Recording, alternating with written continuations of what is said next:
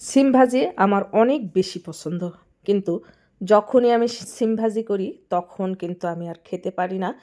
সুপ্রিয় দর্শক, দূরের এবং কাছের, দেশ এবং বিদেশে যে যেখান থেকে আমার এই ভিডিওটা দেখছেন, সবাইকে আসসালামু আলাইকুম। আশা করি সবাই ভালো আছেন। আজ আমি আজ আমি আপনাদেরকে রান্না করে দেখাবো খুব লোভনীয় স্বাদে সিম ভাজি। এই সিম ভাজিটা এতটা পরিমাণ টেস্টি আর লোভনীয় হয়েছে, আপনারা চাইলে একদিন ট্রাই করে দেখতে পারেন। আর যারা ব্যাচেলার ভাই আপু এবং নতুন রাঁধুনিরা আছেন তারা চাইলে এই সিম ভাজিটা একদিন ট্রাই করে দেখতে পারেন। আশা করি ভিডিওটা আপনাদের ভালো লাগবে এবং উপকারে আসবে। আর ভিডিওটা ভালো লাগলে শুরু থেকে শেষ পর্যন্ত দেখে সুন্দর একটা গঠনমূলক কমেন্ট করার অনুরোধ রইল, সেই সাথে ভিডিওটা কন্টিনিউ করার অনুরোধ রইল। তো সিম ভাজি করার জন্য চুলায় তেল সহ কড়াই বসিয়ে দিয়েছি। এর মধ্যে দিয়ে দিয়েছি মাঝখানে ফালি দিয়ে 5-6টা কাঁচামরিচ। মরিচটা আপনাদের টেস্ট অনুযায়ী দেবেন। আর দিচ্ছি হাফ চামচ হলুদ গুঁড়া, আর সেই সাথে অ্যাড করে দিচ্ছি এই যে আগে থেকে কেটে ধুয়ে রাখা সিম আর আলু। আমি দেশি আলু একটু চাকা চাকা করে দিয়েছি, আর সিমগুলো মাঝখানে ফালি দিয়ে দুফালি করে নিয়েছি।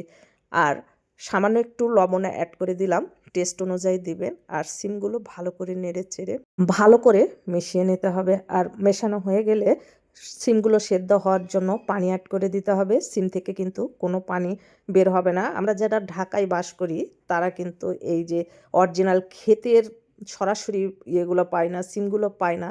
সেক্ষেত্রে সিমগুলো দেখা যায় যে সেদ্ধ হয় না। তো আমি হাফ কাপ পরিমাণ পানি অ্যাড করে দিয়েছি, আর ঢাকনা দিয়ে ঢেকে মাঝখানে একবার নেড়ে চেড়ে পানিগুলো টেনে আসা পর্যন্ত রান্না করে নিয়েছি। আর দেখেন তেলগুলো কিন্তু উঠে আসছে, আর সিমগুলো কিন্তু আমার খুব সুন্দরভাবে সেদ্ধ হয়ে গেছে। আর এই যে সামান্য একটু সিমগুলো সেদ্ধ হতে বাকি আছে, এই পর্যায়ে অ্যাড করে দিচ্ছি হাফ কাপ পরিমাণ পেঁয়াজ কুচি।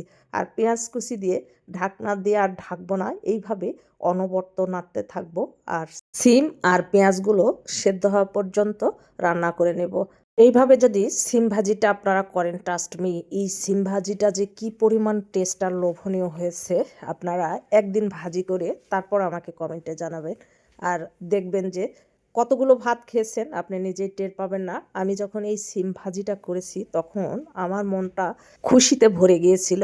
আর এই সিম ভাজিটা যে এতটা পরিমাণ টেস্টি হয়েছে, এই পেঁয়াজ দেওয়ার কারণে সিম ভাজিটা নরম হয়েছে।